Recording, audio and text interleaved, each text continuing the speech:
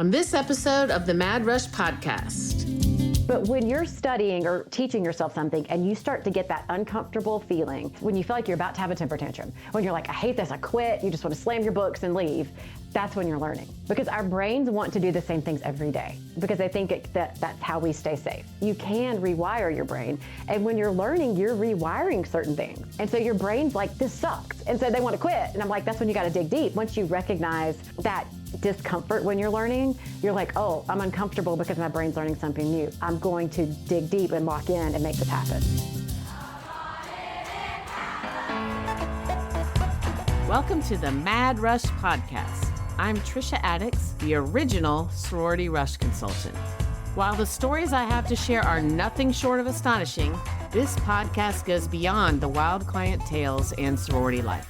I'll be engaging with fascinating guests from both within and outside the Greek world, uncovering the surprising connections that bind us all together. Join me for a journey that's as entertaining as it is enlightening. Welcome to Mad Rush.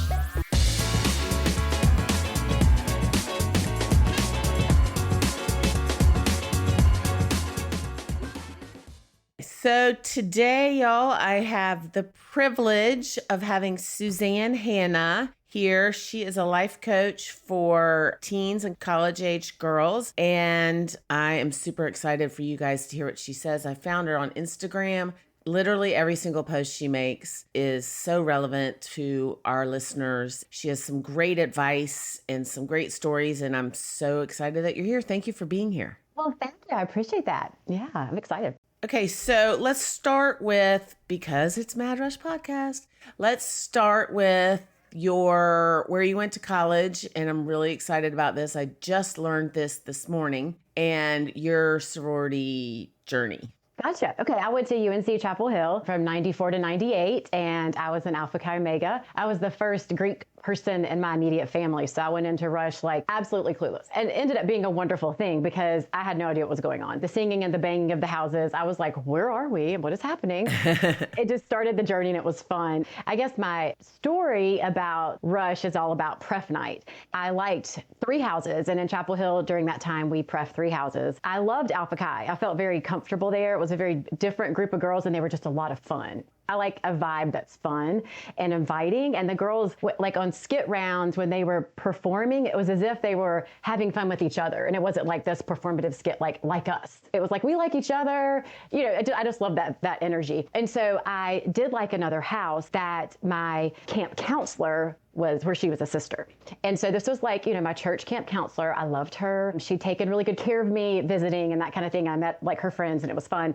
And so I prefed that house and I was really conflicted because I thought, you know, I love Alpha Chi and the energy there, but I also like this other place. And so I was in this circle where the candles were lit and I was just standing there like fidgeting, like, what am I going to do? Like, I'm 18 years old. I have no idea what this even means. Who am I? What am I doing? And then suddenly my candle just went out. The flame just went away and I was like, okay. And I'm like, Lord, I know you have a lot more to worry about than this situation, but thank you. Whoever sent this, thank you. Maybe I was breathing heavy. I don't know. But it was like a good sign for me to go where your heart is telling you to go.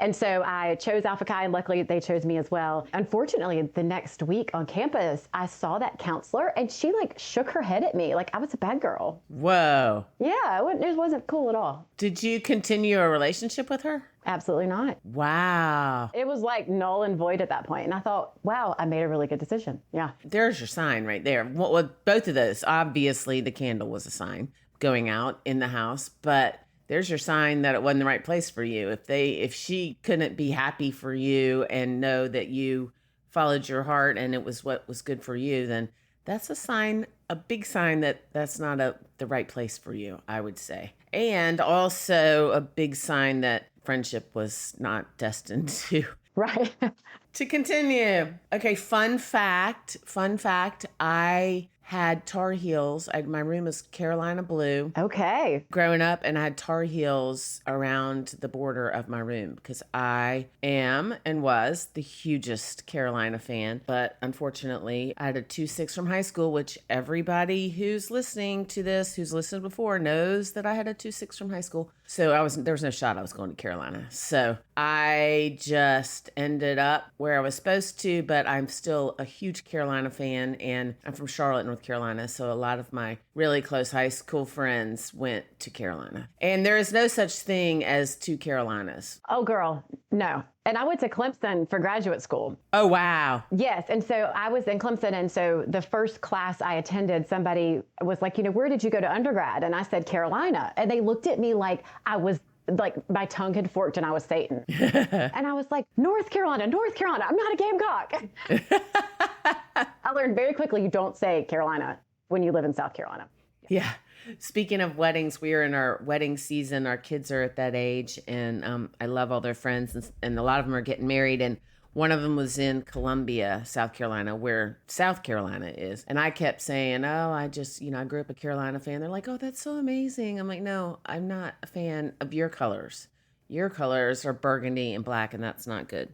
Yeah. So I digress, talking about colors. But I would love to hear, I know that you quit a great job, or I guess it was a great job to do what you're doing. So can you explain a little bit what you do, and then we'll get some advice from you, because I think you are just brilliant and you just have this way of connecting with people. There's that word, connections, connecting with people in that age. And that's something that you and I have in common. I think that that's one of the reasons I'm so successful, is because, we are so successful with our company, is we take that age problems and things that they're worried about seriously and help them to give them the tools to manage that. And so I know that's what you do, but so let's back up and talk about what you do and how you came to do that. What I do and how I got there. I love that you mentioned that we take them seriously. I don't want to forget to talk about that in the future, because that is the key. Yes. The validation is so important.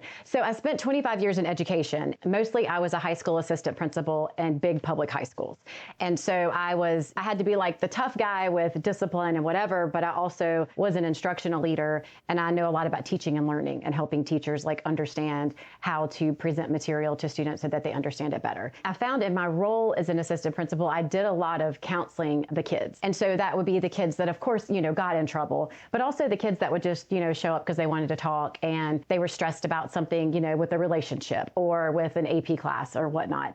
And so that natural connection with kids is something that I didn't understand that other people didn't have. I didn't understand it was like a rare quality, which you've said that you have as well, which you must in order to do what you do. And I realized that when I'd have parents in my office and I was, going over with them a situation that happened in school, that the parents would watch me very carefully. And it's almost as if they were learning from me how to speak to the kids. And I thought, wait a minute, this is kind of interesting. And I think that's why the Instagram messages I put out there hit with parents.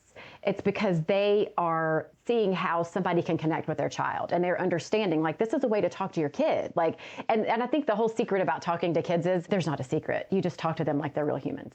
Adults take on certain personas when they talk to teenagers. I think sometimes they try to, either be like the heavy-handed person, or they try to just be too loving and you're okay, everything's fine, you're perfect, you did nothing wrong. Or they try to be cool and be like, here, let me give you this White Claw while we talk. I understand why parents can't just be normal. You can balance these things, just be normal. A White Claw while we talk. That's hilarious. So common. Oh yeah, they were in my office and they were upset because their kids really partying and just partying. And they're like, well, our house is the one they want to come to because, we let them drink and let them hang out. And they're like, well, I know they think I'm cool. And I'm like, they don't think you're cool.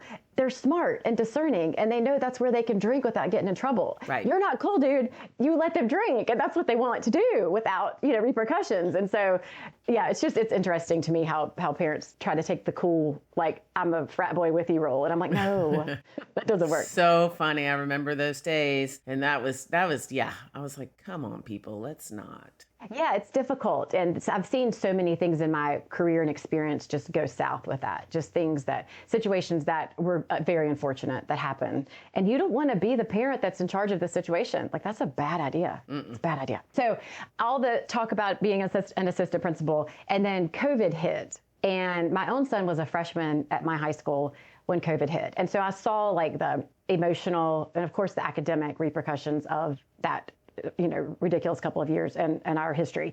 And so I noticed the social skills of kids just tanked. I mean, tanked. And as an educator, I saw it because they were at home with their parents all the time. And just because you're somebody's parent does not mean you're what's best for your kid. Like, I realized through this, unintentional study that kids do best with each other because they regulate each other. Peer pressure is super important because when kids say dumb things, which they're going to say, that's what humans do, their friends check them and they're like, what are you doing? Don't do this. What are you doing? But then if you have a doting mom or dad at home, they're not going to check you because they don't want to upset you. And so kids really regulate each other socially, and that is essential. Wow. Yeah, that's a good point. And when the kids came back to campus, girl, they were feral. They were running. I remember one boy was hanging from the rafters on the bus lot. And I was like, dude, get down. What are you? You're in high school. What is happening in this life? So we had to teach them how to walk in the hallways. We had to teach them how to have conversations. Our teachers started to use strategies where they had kids interact in class just so they could practice saying words to each other, to a real human. So it was an interesting time. And so with that, the red flags that I saw of the girls just crashing and the pressures and just not understanding how to manage all the pressures they were under. And so I started talking to the counselors at school and the social workers who are brilliant and wonderful. But when you have a high school of 2,200 kids, you can't see them. And the counselors get them in college, right? And register them. They don't have time. And so I just started brainstorming and talking to my husband. And I was like, something has to give. Somebody has to help these girls. So then I came up with this idea and we're like, let's go for it. So last August, I just started life coaching for girls. And it's more like mentoring. So it's just been a year? It's been a year. I opened August 24. Wow. Okay. Yeah. And it's so fun. So I coach girls one-on-one right now. That's my current business model. And so we meet every week and parents can buy different packages. I help them through whatever they're going through. It's somebody that they can talk to and feel joy and love. Those are the two things. Those are my two goals for each session, that you're loved by me and you felt some kind of joy. We got to have fun in this situation. And so I got girls from all over the country. They're so amazing. It's fun. And is this just word of mouth that this happened? It is. I think, and a lot of luck on social media. You have a great social media presence, which is, again, how I found you and how I was like, wow, this is really great. Okay, so where are you located? I know you're on a farm, right? Yeah, I'm near Winston-Salem. I'm in a town called Pofftown. Okay. Yeah, so the Charlotte girl, you know that area kind of, I guess. Yeah, of course I do, yeah. And I don't think I caught that either. So I love the joy and love. And I think that what you're doing is so important. So what you said is, and I'm talking about me for a second, but also you. So college counselors at these huge schools, they don't have the bandwidth. They're doing the Lord's work, but they don't have the bandwidth because of all the numbers. And that is why independent college counselors exist and why people like you exist. It's the same thing with me with Rush. They're pie guys or whatever who are on campus. They have a bunch of people and they don't have the bandwidth right to help everyone intensely. And some people need more help. And some people need more guidance. That's really cool. So word of mouth, social media, and you have packages, which at the end of this, y'all, I'm going to tell you how to find her. You probably already have on social media and learn about your packages. But I would love if you have, and I'm putting you on the spot, y'all, we did not talk about this beforehand. So is there any advice, general advice that you think is important for people this age in college? And I literally could just scroll through your Instagram and tell you, okay, this, but I would love your partying advice. I think is really important. And a lot of the listeners and their mom, they are that age and they're facing that kind of stuff. So I would love if you could give me some of your trademark, or our listeners, some of your trademark advice. Sure. So with the partying advice, and this is, having worked with kids for years and I know what they do. And that's what I tell kids. I'm like, I know what y'all are doing. This is, I have parents who are like, my daughter doesn't do this. I'm like, yeah, she does. Yeah. Her friends do. She's whatever. So my hard and fast rules for drugs. And my caveat with everything is I'd rather you not do any of it. I'd rather you not touch any of it. Please don't. I want you to be studying and doing wholesome things. But I also live in the real world. And so the top 3 rules for drugs are no pills, no powders, no needles. Because those are the 3 things that lead to really nasty things, to include death. But I think those are just non-negotiables. We don't do that. And also when it comes to your body, cover your parts. Whatever your parts are, you're touching other people's parts, let's cover them up. Let's cover your private parts, right? We know what that means. Right, like cover it up because, humans do these things, right? Like we've evolved and this is what humans do. Mammals do these things.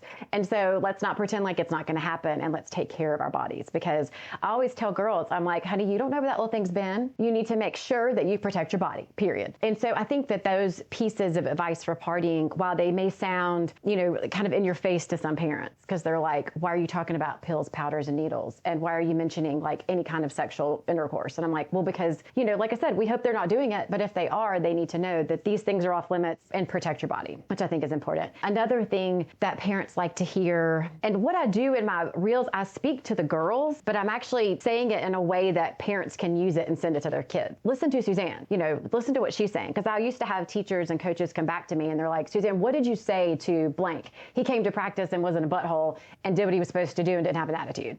Or she came back to class and was nice and did her work. And like, what'd you say? And I'm like, I don't know. It just comes out. And so whatever just comes out, I'm putting on a reel so parents can see like how to speak to your kid. So I think it's kind of got a dual purpose and what it says. But I think a big piece of understanding college and why it's so overwhelming for kids is because I don't think kids understand how much responsibility they have for themselves at that point. Because you've got kids that have 24 hours in a day and they're under lights in a high school for 8 hours. Then they go to practice, then they go to work, then they go to an internship, then they go home and they have dinner on the table. They do their homework, rinse and repeat every day. And that's not how college is. In 24 hours in a day, you might have 2 hours of class. So you've got 22 hours and it's your responsibility to plan and to understand like academically, like based on your syllabi, what are you responsible for? Your social life is your responsibility. Like we as parents with our kids are their cruise directors. Like we make sure they've got, camps to go to in the summer and activities and we go on these vacations and we give you these opportunities, but you get to college and it's up to the kid to figure that out.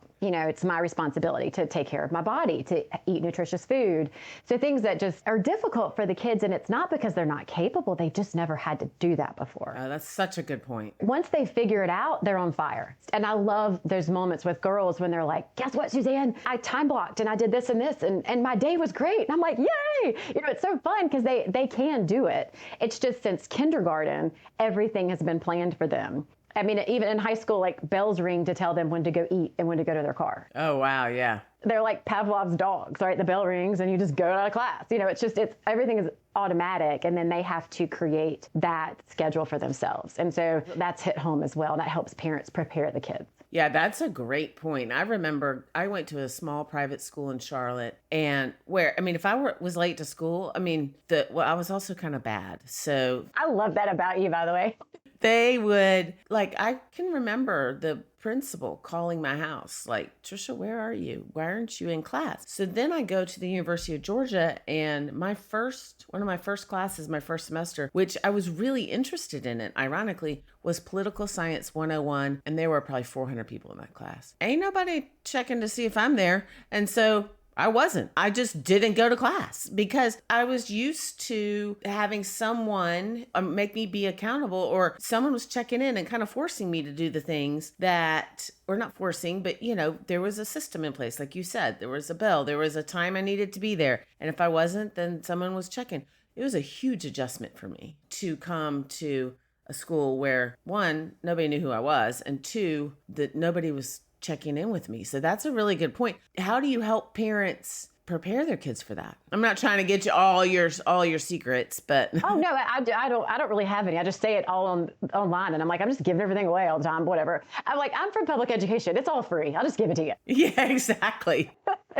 I did spend 3 years in an all-girls boarding school at Salem Academy as a teacher. Oh, no way. Wait, what years? Oh, I don't do math. I'm an English major. Same. Calendar math and clock math. I don't know what's wrong with me.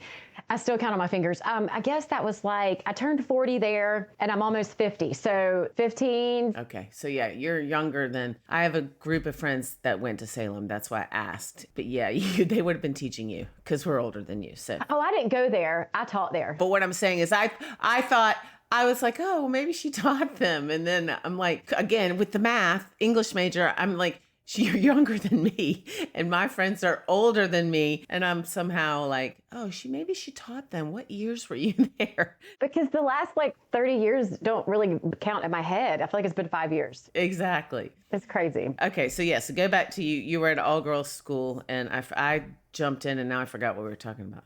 Well, I said that and went off topic. You asked me how I prepare parents for the responsibility piece. And I think it's more just making them aware of it and helping them to understand that like it's a process and your student has to learn their own time schedule and process. Everybody has their own way of getting organized, their own way of studying, and they have to discover these things.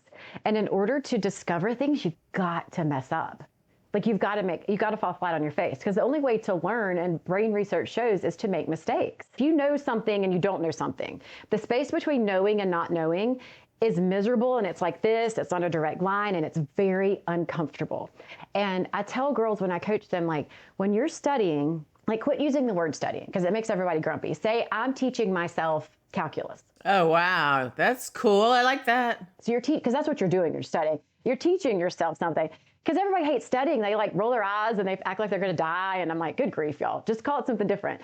But when you're studying or teaching yourself something and you start to get that uncomfortable feeling, when you feel like you're about to have a temper tantrum, when you're like, I hate this, I quit, you just want to slam your books and leave, that's when you're learning. Because our brains want to do the same things every day because they think that's how we stay safe. That's like why people who are addicted to things do it every day. Their brain doesn't want change. And it takes a lot to change your brain, but you can rewire your brain. And when you're learning, you're rewiring certain things. And so your brain's like, this sucks. And so they want to quit. And I'm like, that's when you got to dig deep. Once you recognize that discomfort when you're learning, you're like, oh, I'm uncomfortable because my brain's learning something new. I'm going to dig deep and lock in and make this happen. So learning the process and how your brain interprets information helps kids and also helps parents understand that, you know, yes, we write a big check. My son's in college. I know we write a big check for tuition and we're like, come on, honey, let's do this. Right. But they have to figure it out. And there's a lot of tripping and falling the first few months. And sometimes the first couple of years are tough. Wow. Yeah, that's a great point. And that's also, I wrote it down, of course, but you're teaching yourself something. I love that. That's because it is. Studying is not a good word. It's not something that people want to do. And I love that you have to feel. There's a book I read, or my mother-in-law sent it to me years and years ago, called it The Blessings of a Skinned Knee. And that was a book about how falling down and skinning your knee is so important. So failing, little failures that can help you learn how to navigate bigger failures. And you know, because everything in life, you know, there's an opportunity for that. So you said at the beginning of this podcast that you wanted to talk about taking them seriously again. Oh, I did. Yes. How about me with the old person memory? That was good. Did you write it down? Does that count? I'm just kidding. Shh, Suzanne. I write everything down. You should see my notepad. Sticky notes and notebooks everywhere. And I still forget everything. I was trying to act like I had a memory, but we all know I don't. That's okay. I'm here for it, girl. I'm with you. But so, for example, I was working with a girl during Rush this year, and she was a current sister. Actually, it was pre-Rush. And so they were going through like the picking out of the outfits for the different rounds. And so one of the dresses she bought, she was so excited about, but it didn't fit the color palette for that round for her house. And she didn't pass the test. And I was like, gosh, this is so different than the 90s. Whatever. And so it was very upsetting to her. So what was the result of, so y'all, what she's talking about is the sisters, they have guidelines for Rush of what to wear and themes, that kind of stuff. And so what was the result of her having the wrong color palette dress? She had to get a new one. Right. And so we talked about the situation, and that's a perfect example of how like a parent or a friend or a mentor can say, oh my gosh, that is so dumb. It's a color palette. Why can't that work? Like you can not take what they're saying seriously. But the thing is, and even as much as you can make any situation in life appear shallow, right? You could make that situation in black and white appear shallow. Absolutely. But the way she felt was real, and that is not shallow. and to give them credibility for their feelings. Because in that moment, that was a big damn deal to her, right? And I appreciated that about her and listened to her. And while I said, like I said, you can turn that into like an SNL sketch if you want because it's goofy, but it means a lot to her. And I think to listen to kids and give them validation and to let them know what you say matters. And I'm not going to try to teach you in this moment. Let's work through this. And like, let's weigh the options and let's see why this means so much. Because what is it? Like, why does this mean so much? And like, we dug down to it meaning a lot more than just the dress color. It's about not feeling as if she belonged and wanting to like put forth a good front because, she's got a new leadership role in her house and she wants to present in a way that is impressive because she wants to be a leader. And so there's always a reason why kids respond to something that might seem trivial to us. The thing is probably, it might be trivial to us, but deep down it matters. Yeah. And we have to treat them like it does. And it's so true. And it's exactly why I know because I've been told when my book went to publishers, there is a lot of, I don't want to say hate. There is some hate, but like people, when I say I'm a sorority rush consultant, people are like, oh my, you can imagine. I can, yeah. You can imagine. And I'm okay with it because I know why and what I'm doing. But so when my book went to these publishers and, this is New York, not Southern, I was kind of like, oh my God, they're going to be like eating me alive. But that is what I kept hearing about the book and what I'm doing, which I knew, but it was really nice to hear was they're like, wait, this isn't about wearing pink and green Lily Pulitzer and showing up looking all the same and being skinny and blonde and all the stereotypical stuff. They were like, wait, you really take this seriously. And it is because, and if anybody has listened to this podcast, and thank you if you have, the reason I do this is because when I went through Rush my freshman year, I did not get in a sorority. And it was devastating to me. It was life altering. It was rejection and it was heartache and it was not having my people. And it was really scary. Yeah. And to me, it's worse than being dumped. I mean, it's worse than being dumped. Yeah. Yeah. And for the people who haven't listened before, I did go back through Rush and get in a sorority, which is also why I have the business. So I got there was some article or somebody was making fun of me online and talking about my villain story. And all these people were saying in the comments, oh, so how does she think she's qualified? She wasn't in a sorority. So I have to go back and say that I was in a sorority. But those feelings that I felt were really real and they're really valid. And to the surface or to someone who doesn't understand, it could look really shallow and that I'm just worried I'm not in a sorority. But it was not like that at all. It was rejected in a room in the dark, watching people all around me. And so that is, again, talking about myself, but that is the reason that I think these people that might not have traditionally taken me seriously were like, when they read my book, they were like, wow, okay, this is a whole different world. And it's very, very similar to what you're doing, and the fact that you recognize that is pretty amazing. Yeah, because it gives you like instant street cred, right? Like you've been there. And like, that's kind of how it is with me having been an assistant principal. I'm like, I see through what you're talking about. I got street cred. Like I've heard, and I tell girls, I'm like, if you surprise me, I will tell you. Because I got stories. We can do a whole other podcast of like funny things for me to tell you that happened. Oh, let's do it. But it's so fun. But I feel like the credentials that you have and the way that you can connect with that feeling of not belonging. Because as humans, our deepest need is to belong. Like we're community beings. And when we don't feel like we're part of something that we desperately wanted to be part of, those feelings of rejection, I think are much worse than getting dumped by somebody you're in love with. Because it's a very public not belonging too. Because people know on your hall, if you're in a rush group, they know what you're doing. They know the schedule. They know if you've gotten in a sorority or not. And so you feel as if you're on stage and you feel as if like everybody knows. And we can tell girls all day long that people are mostly thinking about themselves, which they are. But in that moment, it doesn't feel like that to her. And the spotlight is on her and that deep-seated need to belong. And I feel like, through like the rush process, there's three results in like my opinion with it. There's the first result, which is like, I belong. Like I got into the sorority of my dreams. I've got in, or maybe it was the second or third choice, but I like them more than my first choice and I belong, I'm in. Yes, life is beautiful.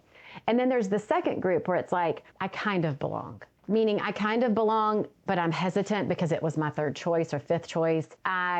I'm not sure because now I got in the one I thought I liked and these people aren't who I thought they were. So you kind of belong. And then there's that third group, which is I don't belong at all and I'm devastated.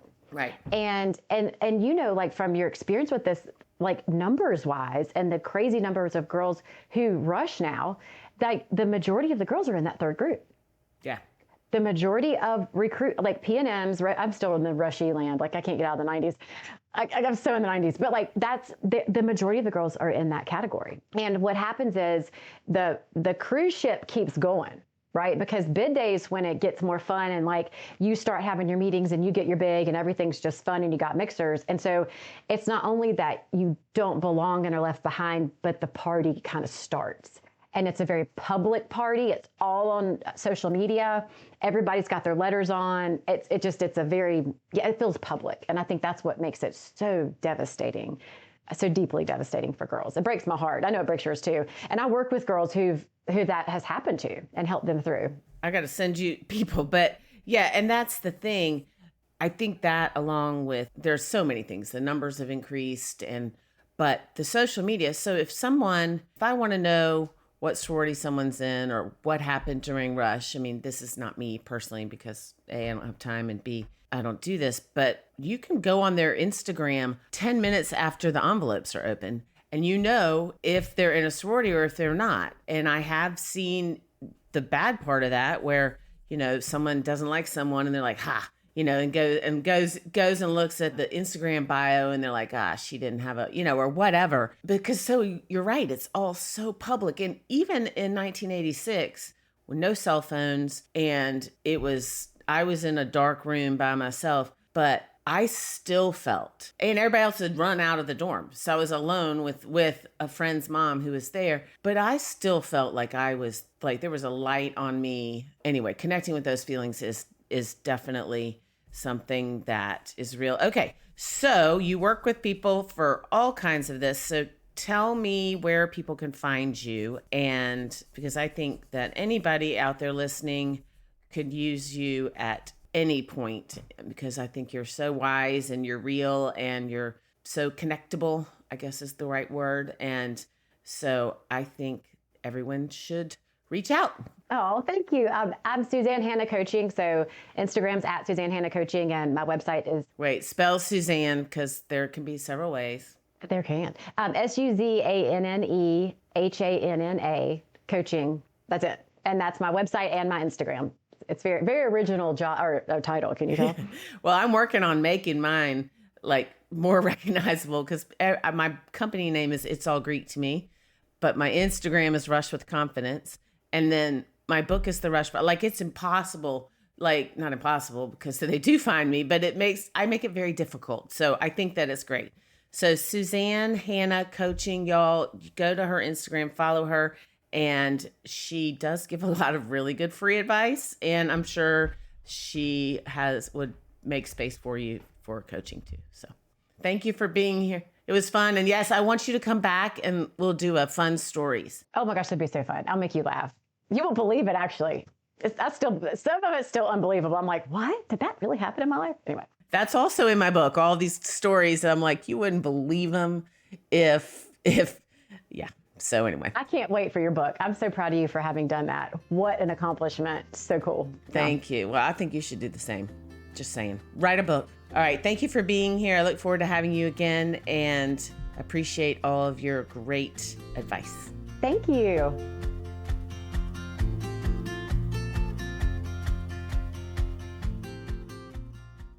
Welcome to Time Out with Trisha.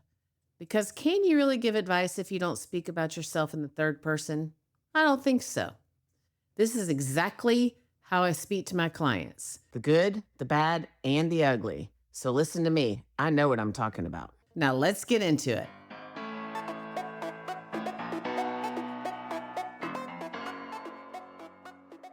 So y'all know that in the past couple of months, I was leaning into rush prep. So I haven't done Time Out with Trisha in a little bit, but now we are. are. So spring rush. Okay. You are on campus and you're at a campus where spring rush is coming up. Your job right now is to start getting recs, and we have a proprietary riff organizer if you would like to get that. Email rushwithconfidence@yahoo.com and start connecting with people. Doesn't have to be actives in sororities, but keep your door open. Try to meet as many people as you can. Follow people on Instagram. Do Instagram posts that show your activities, what you're doing in college, and really make an effort to put yourself out there, because the more people you know, the wider you cast your net, the easier spring rush is going to be for you. It's all about connections and making connections. And I have said this a gazillion times, but people want to be invited. So if you see someone else sitting alone in the cafeteria, go and sit with them and introduce yourself and strike up a conversation. You don't have to talk about Greek life. You don't have to ask if they're going through rush, whatever. It's just all about connecting. So do that. We can help you if you need it, and keep your door open.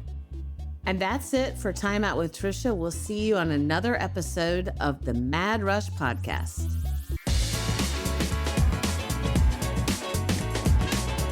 Thank you for tuning in to another episode of the Mad Rush Podcast.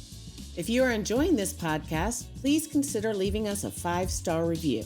For additional Rush tips, updates, and more, please follow me on Instagram at Rush with Confidence. If you would like to reach out to us, or for more information, please email info@madrushpod.com. This podcast is produced by Collier Landry and Don't Touch My Radio. Copyright Trisha Addicks.